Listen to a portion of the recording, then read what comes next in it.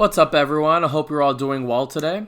So, in my spare time, I like to watch a lot of Dead Cell streamers on Twitch and YouTube and things like that. So, I'll just list off like a lot of names, and I'll try to link every single one in the description if I can. So that's guys like V.me. That was like the original Dead Cell streamer that I watched. And then later on, I watched Rock's Tomb, who does speedruns. King DKC was after that, who's like the Parry god of 5BC. And then I started following Doc Firebird on YouTube, who is pretty much exclusively YouTube, kind of like me. And then I've picked up others as time has gone on. So people like Cosmender, Praise the Moon, Hypercypher X, Bahoa. Bahoa has actually been amazing for my channel because she's been helping me out so much with a lot of stuff. So shout out to you, Bahoa. Praise the Moon is amazing. Crowbloons is like the most popular Dead Cell streamer. Shout out to him. And what I've noticed is that there's a lot of people who have, varying skills in this game. But the one thing I noticed is that everybody uses shield to some capacity. And a lot of people, when they first start off with Dead Cells, don't necessarily understand why shields are so good in this game. And now, I'm one to talk because most of my runs are shieldless. But that's because that's just a playstyle that I like. But you really need to know how to run shields for many reasons. The first being that it lets you understand enemy attack patterns in such a way that you end up learning how to dodge their attacks later on. And that can be so useful if you want to run something shieldless, or if you hit 4 and 5 BC, then you can learn how to not take damage. Because once you hit those levels, even if you're running survival, you still will take a lot of damage, and it's very, very difficult to face tank at that point. So this is going to be a 3-part series. This first part is going to be concerning each and every shield. There are 13 of them. We're going to go through each one of them and talk about the good stuff, the bad stuff, but more importantly, just how they function. This is going to be strictly functional with the shields. I'm going to try to stay away from my personal bias. Obviously, there's some shields that I really, really love, like the punishment, and those that I don't like. But this is going to be strictly how they function and, how you can use them. The next part after that will be what enemies you can parry and how to parry them, what other things you can parry and how to parry them. And the last part will be the enemies that you cannot parry and, again, how to get around them. So this is going to be a big undertaking on my part.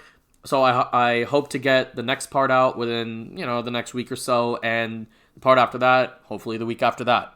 So I hope you guys stay for the whole series. Hope you guys enjoy the whole series. Leave a like, subscribe for more Dead Cells content, and enjoy this shield guide, everybody. So there are two types of shields in Dead Cells. There's defensive shields and offensive shields. Defensive shields, basically what they do is that they'll interrupt an enemy's attack mid-combo. So using the example of a slasher again, if I use a certain shield against them, a defensive shield, and they go for that 3-hit combo, and I parry on like the first one, he won't do the second and third one. But with an offensive shield, he'll do the second and third combo. So you got to be a bit careful, maybe parry again, or use that opportunity to attack. Defense shields also have more of a breach. A breach is basically stunning an enemy. So speaking of breach, the first shield we're going to take a look at is the Cudgel. And the Cudgel is always unlocked. It is quite a good shield, honestly. It basically will stun anyone that hits you for several seconds. So let's say, for example, an enemy does a melee attack against you. You use the Cudgel, and then you stun them, and then you can go for an attack using whatever survival weapon that you have, or skill, or whatever. It just gives you more time to attack, so it's very much a defensive shield.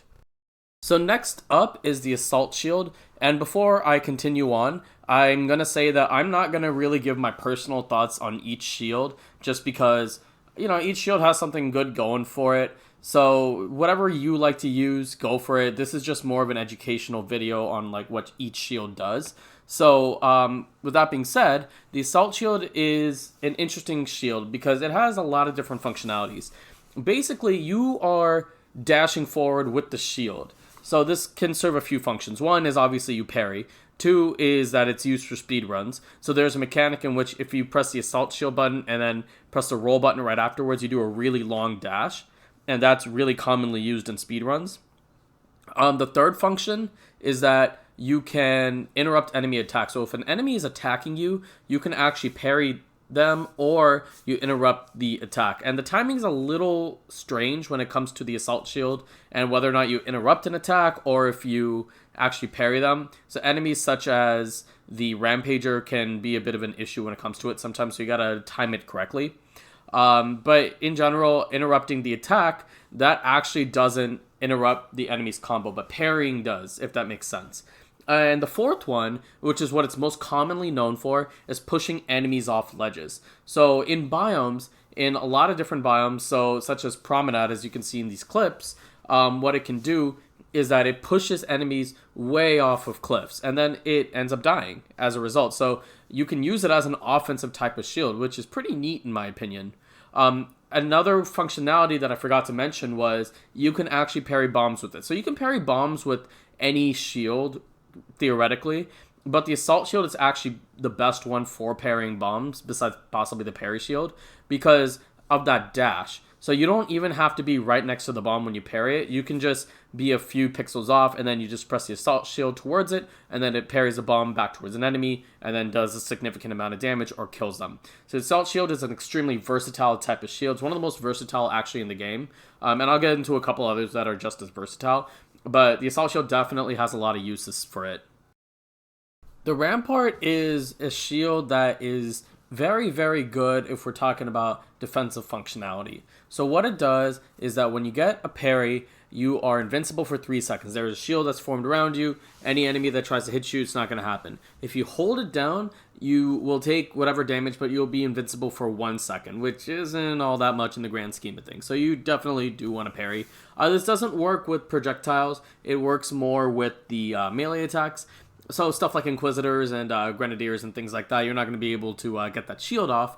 But for stuff like, Hand of the King, Rampagers, or like Runners, things like that, you'll be able to get that shield off. It's a very, very simple type of shield, but it's so effective, and it's one of the best defensive shields in the entire game. If you're running a bulky survival build, or even just any bulky build, definitely take the Ramparts with you. I highly suggest running it with like a melee type of weapon. Especially stuff that's a little bit slower, but does a lot of damage. So things like the Giant Killer or the Flawless, things like that. Things that do a lot of damage, but you kind of need a little bit of assistance for. So highly, highly recommend running the Rampart Shield. Next up is the Force Shield, and the Force Shield has a little bit of history for it. So it used to be called the Frontline Shield, and there is an actual shield called the Frontline Shield, which we'll get to a little bit later. But the Force Shield sprite used to be called the Frontline Shield, and it was an absolutely useless shield because you couldn't parry with it, and it was pretty much just like a starting shield. It was like, it was worse than the old wooden shield, so they revamped it in 1.1, and now what it does is that it drops from the Purulent Zombies, the green ones that are found in Still and the sewers and all that. So what it does is that if you hold it down, you have a shield around you for, I think, about 3 seconds or so. There's like a little ammo meter on it, and that refills over time, or you get it faster, like the refills faster, if you parry enemies like continuously. So you can basically, if you're in like a sticky situation with the mob, you can hold it down and then make sure you don't get hit, and then you can fire off whatever skills necessary, or just keep holding it until you get to a safe space. But just keep in mind that this shield, the ammo is quite low, and it depletes fast. So you really only have it for a few seconds, as you can see in this clip where I just hold it down.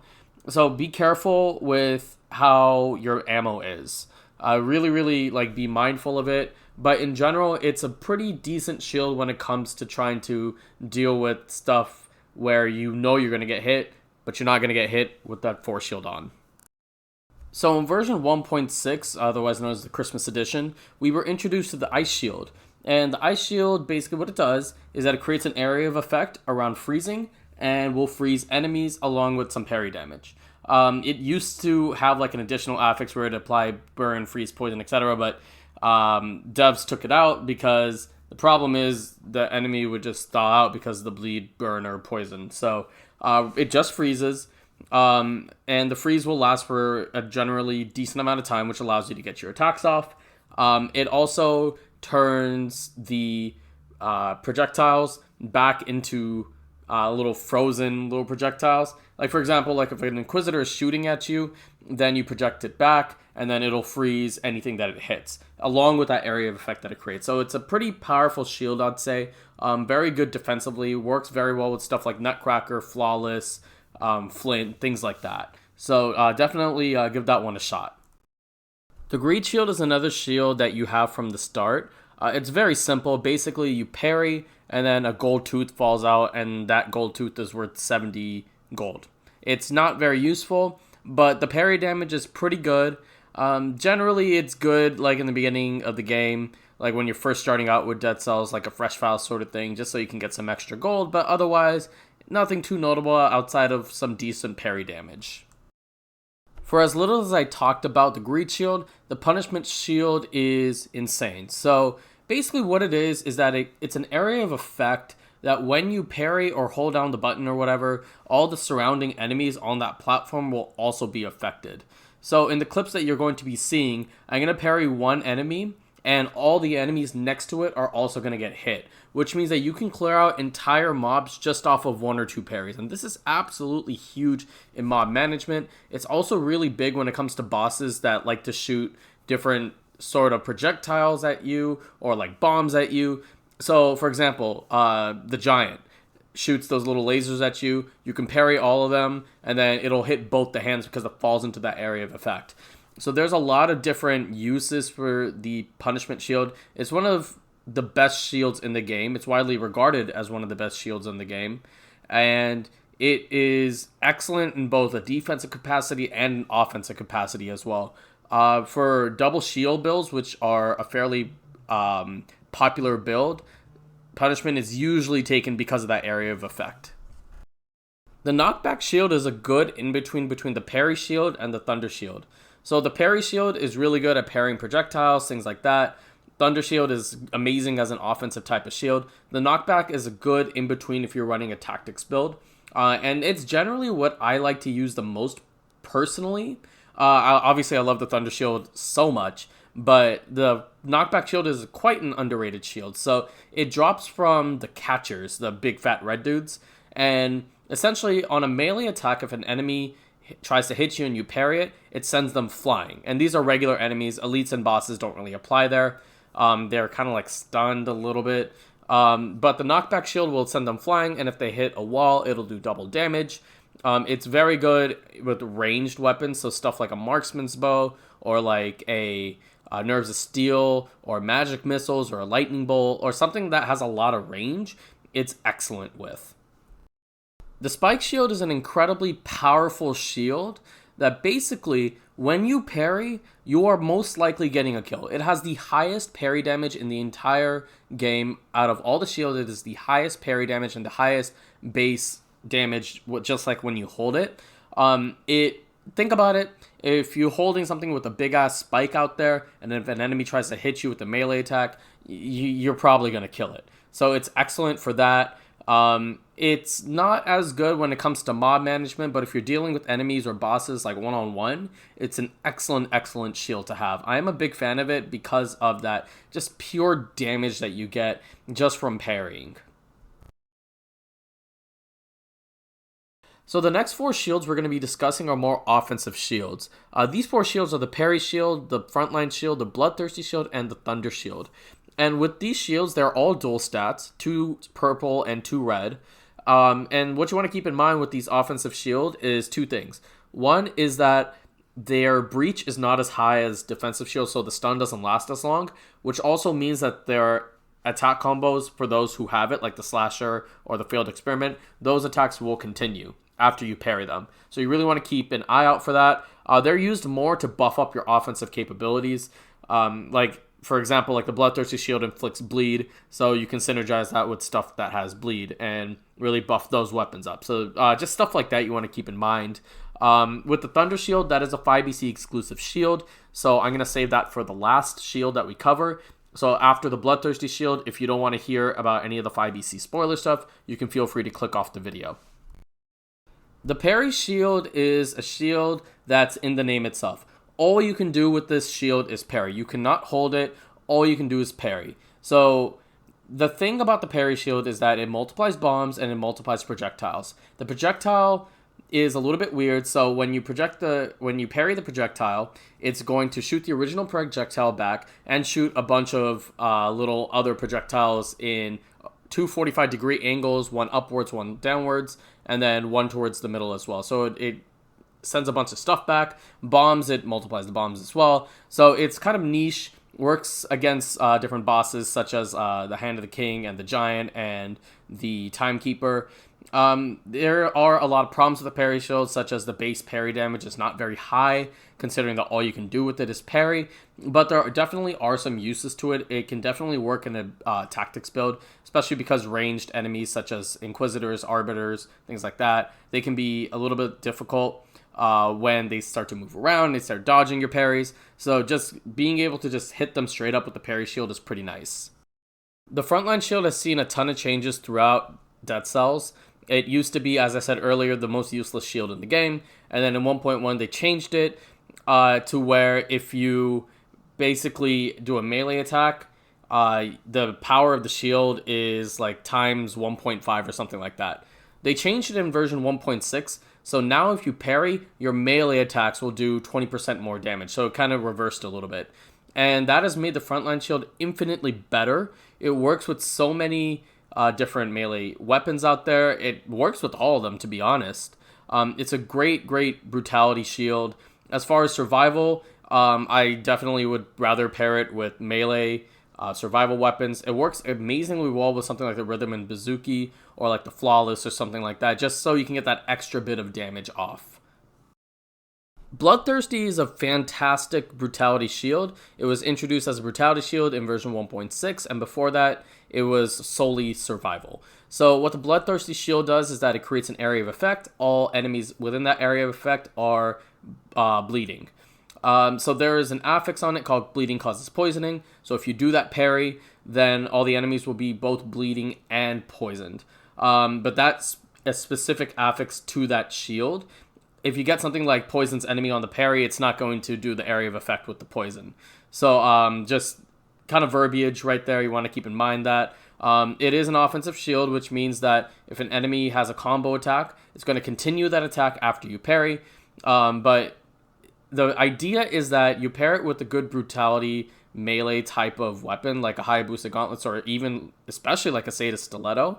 And then you can fire off, get a bunch of hits off. You get that 60% to bleed affix. With the Bloodthirsty Shield, it's an easy synergy to get. So the Thunder Shield is an offensive shield that drops in the 5BC spoiler area called the Astrolab. As I already mentioned that there are spoilers here. So there's an enemy called the Defender. He is basically a running protector. You know the little shield guys that shield all the enemies? Basically they run and they can attack you now. So it drops from them, pretty low percentage of getting it, but once you get it, you should be good to go. It is really good in that it has 3 or 4, depending on how you look at it, different functions. So the first function is obviously it parries. The second is that if you hold it down, you can emit an electricity charge. So this can work in a variety of ways, but the best way to do it is either with like a Hakuda's Bow and a Thunder Shield. I've done that run on my channel. I'll leave a card for that. You can do it in water. So against Mama Tick, it'll actually do crits against Mama Tick, and then it also stuns enemies. So it's kind of similar to the Electric Whip, Lightning Bolt, that sort of thing. The next function that it does is that when you parry an enemy, what it does is that it emits a static electricity charge. And this works when you are trying to do some residual damage on enemies, or in a biome, you actually kill all the annoying little small enemies. So those are like the sewer flies, buzz cutters, kamikazes especially, bats, things like that. So the static charge is really good in just getting a lot of residual damage, and then a lot of annoying enemies around you, gets kills off them. And the last function that it has is that during the static electricity charge, if you press the shield button again, it'll actually emit an area of effect, and all the enemies around you are stunned for a second. And that should give you enough time to be able to escape or attack further, things like that. So it is an offensive shield in that when you parry initially, the enemy attacks will continue. So again, using that example of a slasher, if you parry, and you don't do anything else, he'll continue his attack. But if you parry and then stun him, then he'll go back to his first hit in the combination. So the stun part is the defensive portion, and the initial parry is the offensive portion.